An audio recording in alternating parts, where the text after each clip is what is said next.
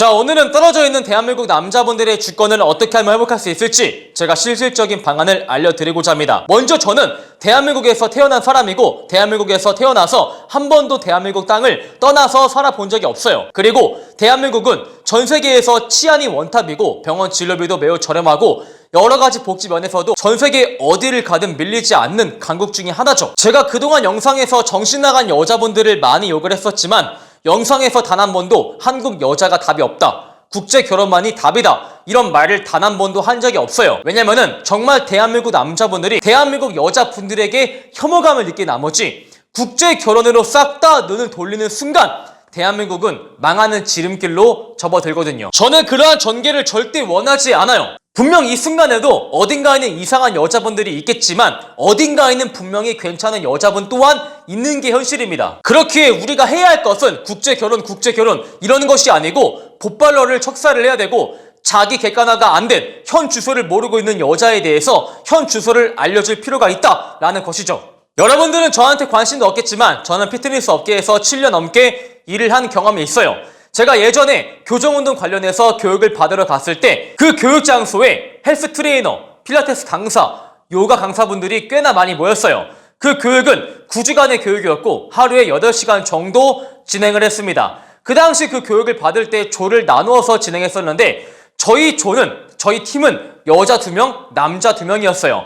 남자 2명은 저 포함해서 2분 다 헬스 트레이너였고 2분 다 필라테스 여자 강사분이었죠. 그리고 교육이 8시간 정도 진행되다 보니까 중간에 점심시간이 있었는데 항상 다 같이 나가서 맛있는 것을 먹으러 갔었죠. 밥 먹고 나서 카페를 갔는데 한 여자분이 이렇게 말씀하시더라고요. 그분은 필라테스 강사분이었고 나이는 그 당시에 30대 초반이었어요. 근데 한다는 말이 나는 평범한 남자를 만나서 결혼하고 싶다. 최소한 남자가 연봉 5천 이상은 되어야 하고 키가 175 이상은 되어야 하고 얼굴은 봐주만 하고 이렇게 말도 안 되는 조건들을 나열하면서 나는 그런 남자를 만나고 싶은 소박한 꿈이 있다 라고 말을 하는 거야. 저는 그 말을 듣자마자 기가 차더라고요. 물론 여자분의 외모가 준수한 편이었어요. 하지만 자기가 나열한 이상형을 만날 수 없는 레벨인 것은 분명한 사실이었죠. 그런 남자를 만나기 위해서는 자기 또한 엄청난 하이 클래스의 여자여야지만 그런 남자를 만날 수 있겠지만 그 정도의 레벨은 절대 아니었다고요.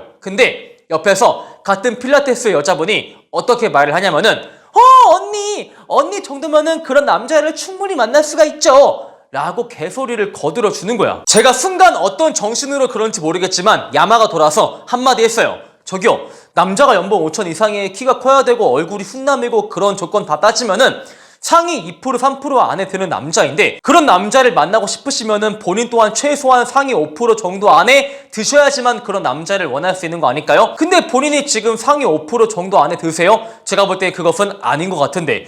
그리고 누구씨 조심해야 할 게 진짜 옆에 있는 언니를 좋아하시면은 언니 정도면은 그런 남자를 충분히 만날 수가 있어요.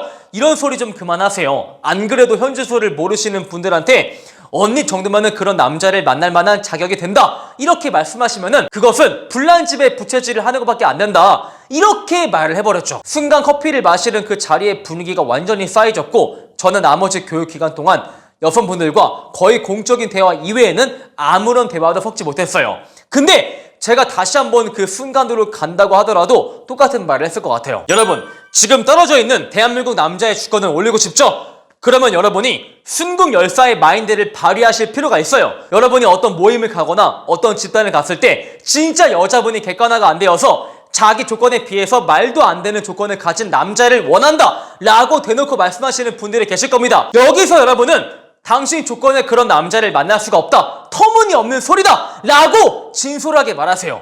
물론 그렇게 말을 하면은 여러분은 그 집단 내에서 바로 왕따가 되실 겁니다. 하지만 누구 한 명은, 모든 사람들이 여러분을 왕따 시키겠지만 거기 있는 남자 한두 명은 반드시 여러분의 행동으로 인해서 동기부여를 얻고 나서 각성이 되어서 또 자기가 어디에 가서 그런 진솔한 소리를 할 수 있는 그런 남자가 되기도 한다고요. 여러분, 나비 효과라는 말을 한 번쯤은 들어봤을 겁니다. 근데 정말 나비의 날갯짓이 태풍을 만들듯이 시대적인 변화라는 것은 거창한 것에서 시작이 되는 게 아니에요. 여러분 같은 사람이 한마디의 진솔한 말을 해줌으로써 누군가가 각성하게 되고 그 각성한 사람이 또 다른 각성한 사람을 만들게 된다 이게 바로 나비효과라고 저는 생각을 합니다. 그리고 여러분은 여자한테 과도한 투자를 고민하고 있는 같은 남자한테 또한 반드시 쓴소리를 해줄 줄 알아야 돼요. 이것은 제 회원분의 실제 사례인데 자기 친구가 이렇게 말을 하더래요. 야, 이번에 나 썸녀가 생일인데 선물을 뭐 해줄까? 지갑을 해주려고 하는데 너 지갑이 뭐가 좋은지 알고 있어? 이렇게 물어보더래요. 여기서 우리가 어떻게 말을 해야 돼? 야, 이 정신 나간 새끼야, 너 사귀는 거 아니지? 사귀는 것도 아닌데 왜 선물을 해주려고 해? 지갑을 왜 해줘? 그 여자가 네 생일 때 그렇게 좋은 선물을 해준대? 사귀는 것도 아니고 사귄다고 하더라도 그 여자가 너한테 좋은 선물을 해준다는 보장이 없는데 왜 남자라고 해서 그런 선물을 해다 줘야 돼? 너 그 여자한테 지갑을 사줄 돈이 있으면은 너네 부모님한테 옷 한 벌 사드리자! 이렇게 말을 할 줄 알아야 돼. 물론 보빨남, 스윗한 남, 한심한 새끼 10명한테 이렇게 말을 하면은 그 중에서 계몽되는 사람은 1명, 2명에 불과할 겁니다. 하지만 그 한두 명이 또 다른 한두 명을 계몽을 시키게 되고 점점 대한민국의 바보 같은 남자분들의 의식 수준이 올라온다, 이 말이죠. 특정 집단 안에서 여러분만 맞는 소리, 옳은 소리를 하신다면은 여러분은 미친놈 취급을 당하실 겁니다. 하지만 그 집단 안에서 맞는 소리를 해주는 사람이 여러 명이 된다면은 그 집단 자체를 바꿀 수가 있어요. 남자들이 여자한테 집 해주고 돈 갖다 바치고 근데 이혼할 때는 재산 분할을 5대5로 하고 이런 작 같은 현실을 바꾸기 위해서는 정말 이 시대적인 변화를 발생시키기 위해서는 이렇게 맞는 소리를 해주는 사람이 하나 둘 늘어갈 필요가 있다고요. 그리고 여자한테 해야 할 행동으로서 여자가 매너 없게 행동을 하면은 반드시 꺼지라고 하세요. 예를 들어서 여러분이 애프터하고 있는데 그 여자가 핸드폰을 초하고 있네요. 그 즉시 핸드폰을 그만할 것을 요구해주세요. 근데 여자가 그 요구를 받아들이지 않고 자기 꼴리는 대로만 행동한다면은 반드시 그 여자를 방생하셔야 돼요. 제가 장담하건대 여러분뿐만이 아니고 여자가 3번 연속으로 자기가 폰을 하자마자 남자들이 자기를 방생한다면은 여자는 절대 4번째에도 그렇게 행동을 하지 못해요. 왜냐면은 3번 연속으로 남자한테 방생을 쳐당하면은 내가 이렇게 잣같이 행동하는 게 나로 하여금 연애시장에서 낙오가 되게 만들겠구나 라고 여자가 깨달아서 생존의 위협을 느낀 나머지 자기의 행동을 반드시 수정하기 마련이거든요. 하지만 여자가 매너 없게 행동할 수 있는 이유에는 그렇게 행동을 해도 자기를 빨아주는 남자가 현실에 넘치기 때문이에요. 그리고 여러분, 마지막으로 여자한테 이번엔 너가 사! 그 말을 제발 당당히 하세요. 여러분이 1차 애프터에서 여자한테 밥이랑 커피를 다 산 거야. 그리고 2차 애프터에서 밥을 먹었는데 여자가 계산할 기미를 보이지 않는 거지. 여기서 당당하게 야, 이번에 너가 사! 라고 당당하게 말을 하세요. 여러분의 주권을 행사하면서 여러분의 권리를 누리면서 그 여자의 눈치를 보지 말라고요. 여러분이 여자한테 일방적으로 지연아 제발 만나줘, 제발 부탁이야 만나줘, 이렇게 일방적으로 구걸해서 만남을 잡은 게 아니라면은 그 여자한테 돈을 써줄 것을 당당히 요구하라고요. 여러분은 여자한테 어떻게 애프터를 잡았어요? 지연아, 너 주말에 시간 돼? 네, 주말에 시간 돼요. 그럼 볼래? 네, 좋아요.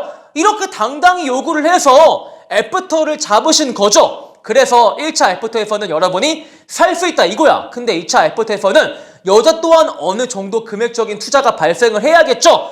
우리가 여자한테 제발 만나줘 사정을 한 게 아닌데 왜 우리가 여자한테 일방적으로 돈을 써야 하냐고요. 그리고 남자는 원래 그런 거야. 남자가 원래 썸 탈 때 돈을 써줘야 돼. 야, 남자가 여자한테 돈을 쓰라고 해? 그 남자가 정말 찌질한 거야. 이렇게 말하는 새끼는 그 즉시 죽여버리세요. 마지막으로 말하지만 저는 대한민국이라는 나라 자체를 정말 사랑하는 사람 중에 한 명입니다. 정말 제가 태어났고 앞으로 계속 살아갈 예정이고 저는 대한민국 자체를 매우 사랑해요.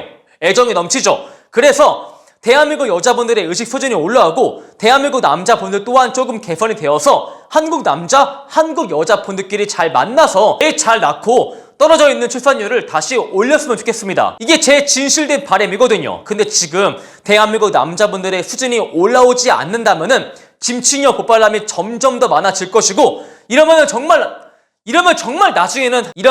나중에는 국결만이 답이다. 국제 결혼만이 답이다. 이게 지금은 우리가 재미삼아서 하는 말이지만 나중에는 정말 이게 현실이 되어버릴 수가 있어요. 이게 현실이 되어버리는 순간 대한민국은 망조의 지름길을 걷게 됩니다. 그래서 지금이라도 대한민국 남자분들의 주권을 회복을 해서 아름답게 사랑을 하면서 슝슝 잘 나왔으면 좋겠네요. 자, 이렇게 해서 대한민국 남자분들의 주권을 올리기 위해서 우리가 어떻게 행동을 해야 할지 나비 효과에 대해서 제가 실질적인 방안을 알려드렸습니다. 오늘 영상이 마음에 드시는 분들은 좋아요와 구독, 추가적으로 정말 대한민국 남자분들의 주권을 한번 올려보고 싶다라고 하시는 분들은 우리 매력있는 남자 네이버 본카페로 가입을 해주시길 바라겠습니다. 여러분 파이팅!